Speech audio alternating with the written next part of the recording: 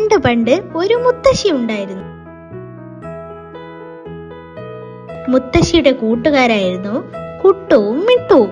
രണ്ടുപേര് നല്ല കൂട്ടുകാരായിരുന്നു. മുത്തശ്ശിക്ക് അവർ മക്കളെ പോലെയാണ്. കുട്ടികളെ, കുട്ടുവിനെ കണ്ടിട്ടുണ്ടോ? ഇതാണ് കുട്ടു, ഒരു കുരങ്ങൻ. മിട്ടുവിനെ കണ്ടിട്ടുണ്ടോ? ഇതാണ് മിട്ടു, ഒരു തവള. കുട്ടുവും മിട്ടുവും കൂടി ഒന്നിച്ച് സ്നേഹത്തോടെ ഇങ്ങനെ പാടും: ഞങ്ങൾ രണ്ടും ഒന്നാണ്, ഞങ്ങൾ രണ്ടും രണ്ടല്ല. മുത്തശ്ശിയുടെ മുടിയാകെ വെളുത്തിട്ടല്ലേ? അത് കണ്ട് കുട്ടുവും മിട്ടുവും കൂടി മുത്തശ്ശിയെ പറ്റി സ്നേഹത്തോടെ ഇങ്ങനെ പാടും: ഞങ്ങൾക്കുണ്ടൊരു മുത്തശ്ശി, തല വെളുത്തൊരു മുത്തശ്ശി. മുത്തശ്ശിയുടെ മുടിക്ക് എന്തൊരു വെളുപ്പ് നിറമാണ്. അവർ വീണ്ടും പാടും: ഞങ്ങൾക്കുണ്ടൊരു മുത്തശ്ശി, നരവന്നുള്ളൊരു മുത്തശ്ശി. മുത്തശ്ശിക്ക് വയസ്സായില്ലേ? വായിലാണെങ്കിൽ ഒറ്റ പല്ലുമില്ല, തൊണ്ടുകാട്ടി ഒരു ചിരിയാണ്. ഞങ്ങൾക്കുണ്ടൊരു മുത്തശ്ശി, പല്ലില്ലാത്തൊരു മുത്തശ്ശി. മുത്തശ്ശിക്ക് വയസ്സായി, നടക്കാനൊക്കെ പ്രയാസമാണ്. ഒരു വടിയും കുത്തിപ്പിടിച്ചാണ് മുത്തശ്ശിയുടെ നടത്തം.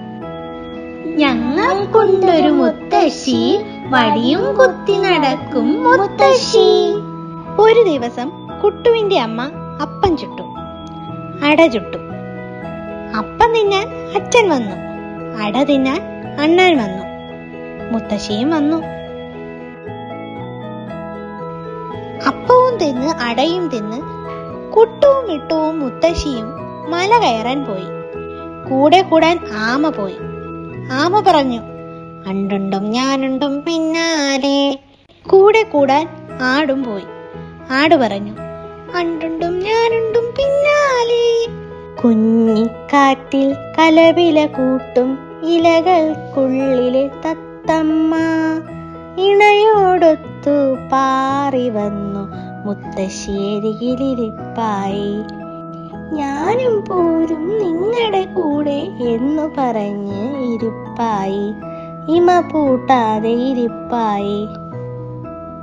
പോകുന്ന വഴി മുത്തശ്ശി നല്ലൊരു പാട്ടുപാടി: മൂളി മൂളിപ്പാറി വരും ഈച്ച പാടുന്നു, ഈറമുളയിൽ കാറ്റു തട്ടി ഈറമുളയും പാടുന്നു, ഈണം മൂളിപ്പാടുന്നു, വണ്ടുകൾ കൂടെ പാടുന്നു. കണ്ണും തുറന്നു വെച്ച് ഉപ്പൻ കിടകിടെ പാറേറ്റി ഉറിയിൽ നിന്നും അരിച്ചു വന്നു ഉറുമ്പുറുമ്പ് ചങ്ങാതി. എല്ലാരും കൂടെ നടന്ന് നടന്ന് നേരെ ഉച്ചയായി.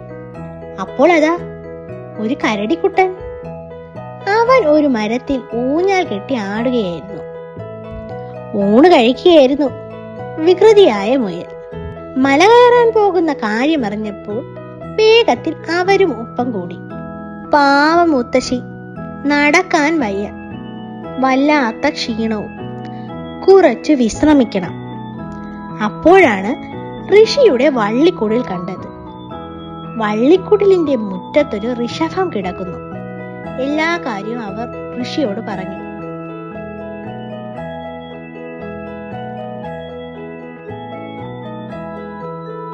മലകയറ്റം മറ്റൊരവസരത്തിലാകാം എന്ന് പറഞ്ഞ് ഋഷി അവരെ സമാധാനിപ്പിച്ചു.